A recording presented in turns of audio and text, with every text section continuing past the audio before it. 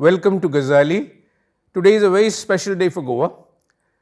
It's actually a special day not just because it's the Republic Day, it's also the Vasant Panchami. The Padma Awards were declared last evening. Goans were rather disappointed because we didn't have a single name from Goa in the Padma Awards, but that is made up by a gentleman who happened to be in Goa, and he got the news that he has got the Padma Shri while he was on the Goan soil. So he made up for it. And we have with us Pandit Ritwik Sanyal. He Padma Shri Pandit Ritwik Sanyal. And today he was supposed to have a concert at Museum of Goa. He will be doing it at 6:30. And it's a great blessing to us that his first concert at the Padma Shri is happening at Museum of Goa. Goa is a land of classical music.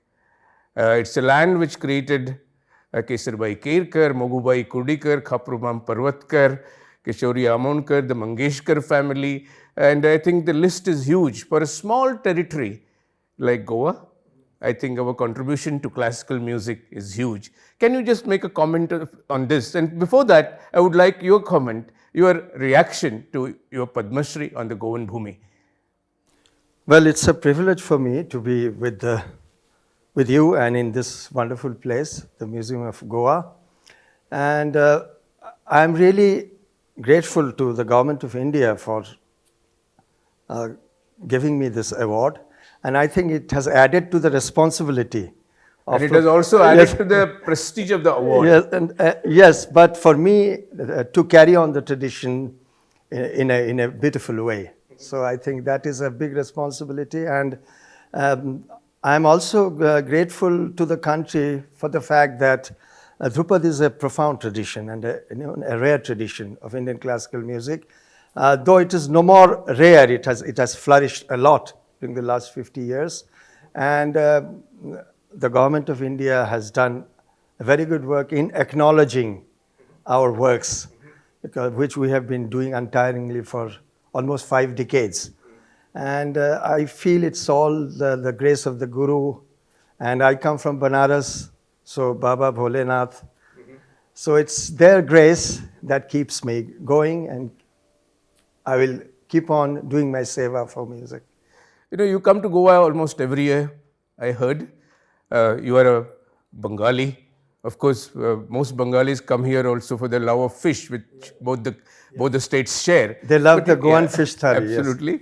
And you come here and you have a huge following here. Yes. One of your major disciples is Kiara, and she organizes workshops and many things here. Can you tell us about your activities on Goan soil in teaching music? Well, I have been actually teaching, apart from my India's senior Indian students who have been working for several years with me. But when Kiara started to live in Goa, she thought of bringing the people together. And I was happy to see that there are many Indians who eagerly want to learn the art of Dhrupad. And of course, all my disciples across the world, they find it very nice to come to Goa.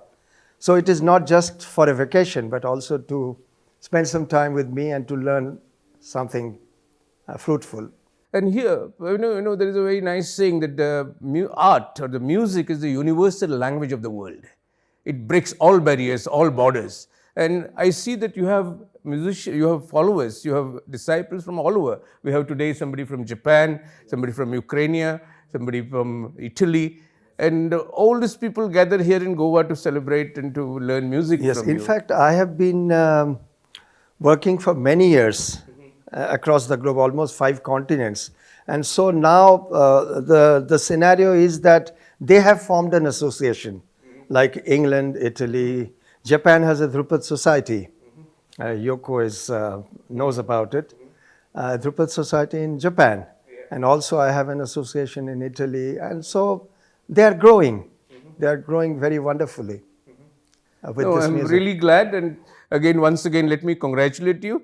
My area is visual art. I'm not so proficient in talking about Dhrupad, but I thought I will just introduce you to my audience. Yes, I think I feel no barriers between visual and oral perception, because there is a point, my Guruji used to say that you have to see the sound, and hear the space. I think that is the culmination of it. Absolutely right, because there is one saying that all arts strive to be music. सब कला music बनना चाहती है. So that's the wonderful theorem I like. And in visual arts, Yes. there's a problem many people have with abstraction. Yes. Because many times people stand in front of an abstract verse, iska matlab kya hai? It is like listening to you and asking what is the matlab of this Dhrupad. Yes, yes. You don't ask that question. You have to In feel fact, it. we don't have any canvas. Our canvas is silence. Yeah. No, that is our canvas. So we are painting silence, Yeah. or we are filling up meaningfully. So music is meaningful silence also, along with the meaningful sounds. Absolutely. Thank you very much for talking to me, somebody who is not such an expert in music. And today, now I will request Rupa Shenoy, whose husband is your disciple, and she's an architect, and she's much more connected to music than me. So I think she will take over the interview further. We just heard Subodh interview Pandit Ritwik Sanyal ji. Thank you so much for being here. Congratulations on the Padma Award. And this आज मणिकंचन योग है जो वसंत पंचमी और आपका जो award साथ में गणतंत्र दिवस साथ में आया है. I want to talk about your discipleship and how that has led you to where you are today and your journey. I would like to ask you about that. Well, since it's a very long story, I'll just cut it short. I think my music began with my mother, Srimati Ranu Sanyal, who was a very excellent vocalist, not by profession, but she was a very good singer. So I think my music started with my mother initially. And she was also a writer and a singer. And interestingly, my childhood was mostly in Africa. But music went with my education. And also my education was home education. My primary education was my father and my parents who taught me all the disciplines. I was fortunate that I had this kind of real education, not the formal education that we all see today. Anyway, so after our return from Africa, we came to Bombay in Chembur. And interestingly, we were walking on the road and we heard the sound of the veena. And my mother was really curious. She said, "This is such an excellent sound. I mean, it's so pure and sublime." So we just entered and saw there Ustad Ziauddin Dagar. It was those days of struggle for him, in the early 60s, because the native states were abolished. They came from Rajasthan, all the Dagar family. So it was a very struggling period for them. But we entered and he said, "Well, you can start learning." So my mother started to learn, and then I joined her a year later. How old were you at this time? I was 10 years. Wow. I was 10 years. So this is how my training started. And it was really, I would always say, in fact, when I was teaching at the Varanasi University, later in my life, the later period after my higher education, I used to tell that I had this wonderful blend of the gurus that I got in my life. So my Dhrupad gurus were Ustad Ziauddin Dagar and Ustad Zia Fariduddin Dagar, who came later from Udaipur, joined his elder brother. And I was fortunate to perform with Zia Fariduddin Dagar. I had several performances in the 70s. And I learned a lot indirectly on the stage to be with my Chota Ustad. We would call him lovingly Chota Ustad and Bade Ustad. But my Ustadji's training was very, very systematic, and he would even make us memorize the phrases.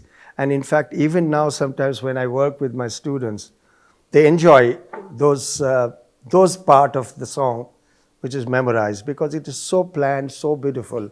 And the more you go into that, the more you feel the ocean in the raga.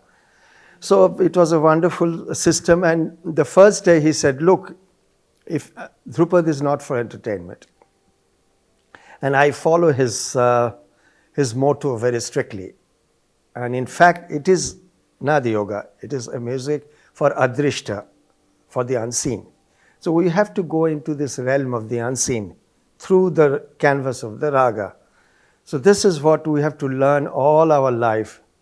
Even I am learning today. So when I teach, when I perform, I learn. I learn to explore the beautiful sounds. Even to explore the same raga again and again is so beautiful. I have heard my Guruji sing or play the same raga for years. Every time it's new. So this novelty, this newness within the tradition is something beautiful. So tradition allows you to absorb the music, at the same time to create new avenues every moment. So this is how my journey began. And then when I completed my talim, about 12 years of talim, then he did the Gandavan ceremony. You know, that's very important. In fact, it was like getting a degree. It was like getting a degree from my Ustad. Instead of the university, you get a degree from your Guru. It's something, it's a blessing. What was that moment like for you, if you can share with us? Well, it's a wonderful moment. I think it was everything. And he said that day that you are free now. You have the freedom. So you explore. Of course, I am there as an umbrella all the time. And the Guru is always there. Even he's no more with us, but he's with us in his subtle body all the time. So then he told me that, look, you are intelligent, you are brilliant, you should go to Banaras to study further and get a higher education in music. So in Bombay, I studied philosophy. I had a degree in philosophy from Mumbai University. Like your father. Yes, yeah. My father was professor of Bombay IIT. So I took the degree in philosophy. So I had this very thorough understanding of the theoretical aspect of music and art and other of life and reality, all put together. So I came to Banaras, and I was very fortunate to have Professor Premlata Sharma, an eminent musicologist of the country and internationally reputed. And she was a great scholar and all put in one. She was a scholar, she was a philosopher, she knew several languages. So I was very fortunate to do my PhD under Professor Premlata Sharma. So I have a degree in musicology from Banaras University. Apart from my degrees in vocal music, also from Banaras University, and masters in philosophy from Bombay. So full mix. So all this put together, I started growing back, and I never put them apart. For me, it was really having to understand the totality of my musical system and also life, and to understand the peculiarities of the tradition, delving deeper into the tradition.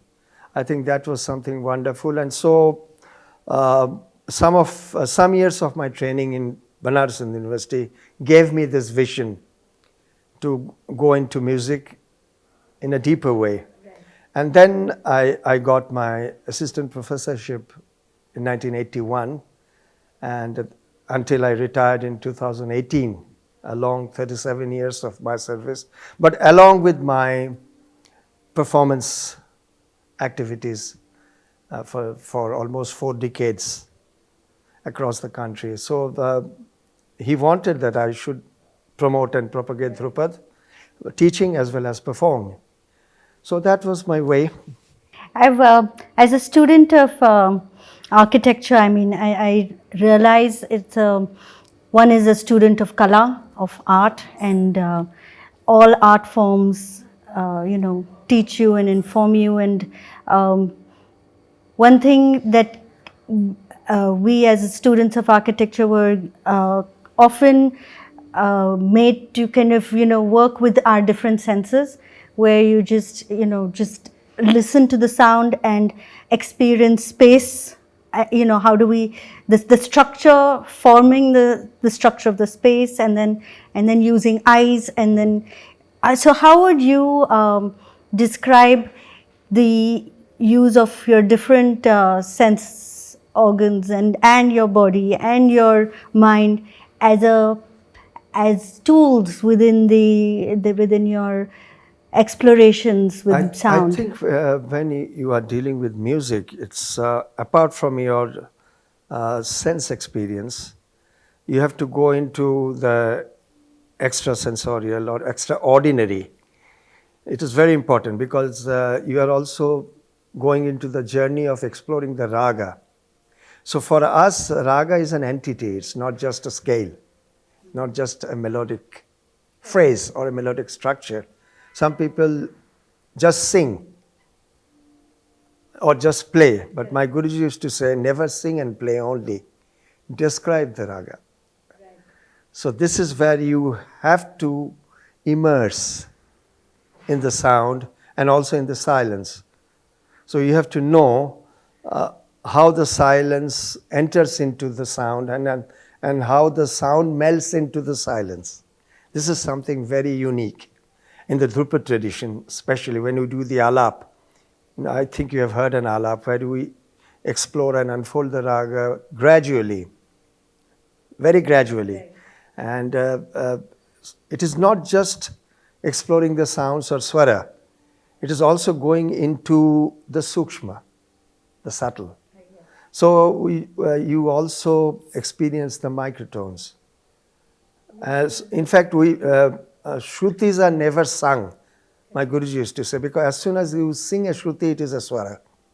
So shruti is a concept, but you have to know which shruti applies for which raga.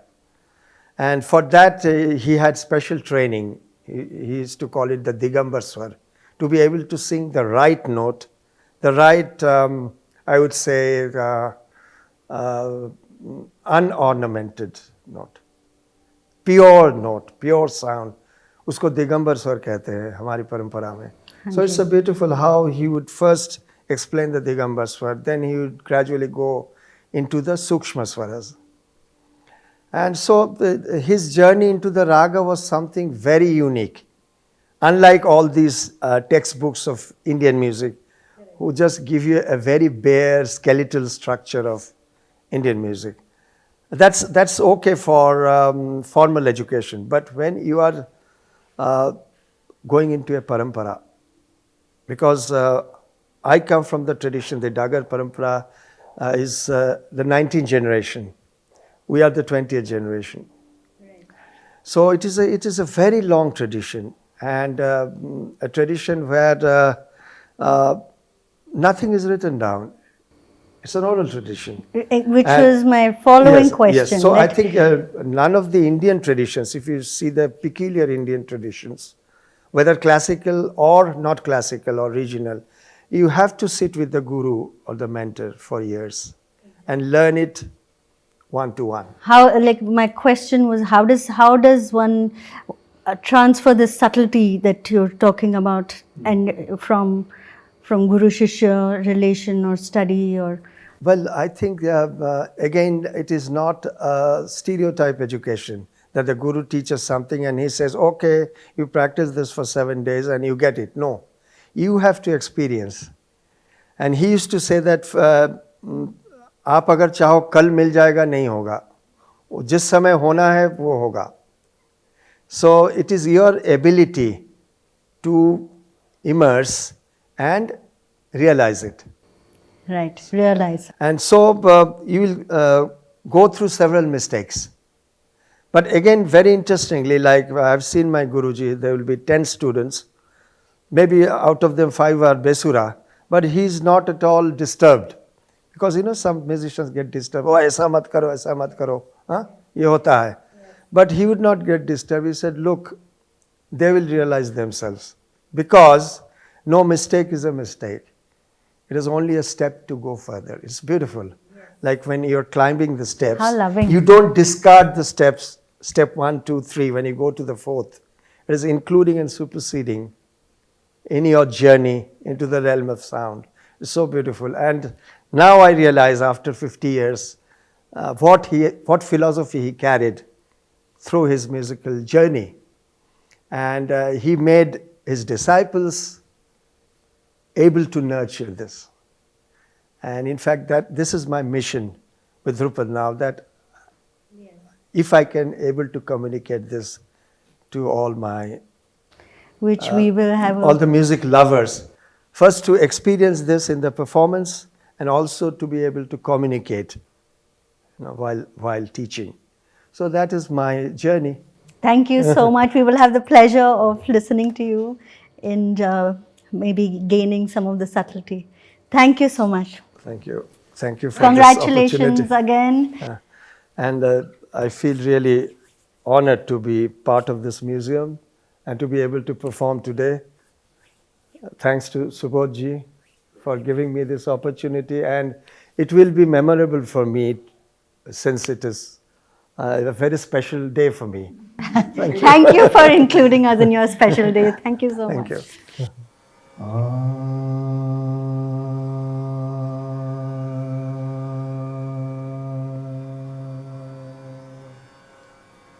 Egam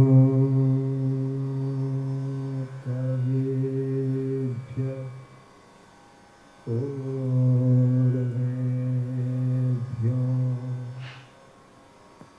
namo vakam prashasmahe vinde madevatam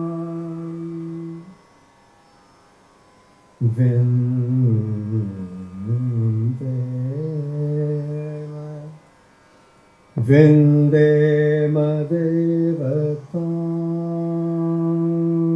vajam devatam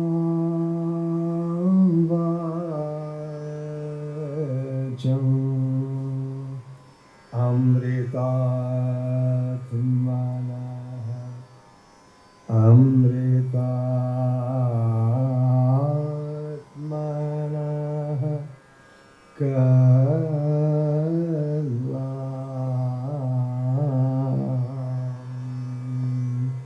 amritatmana kalam kalam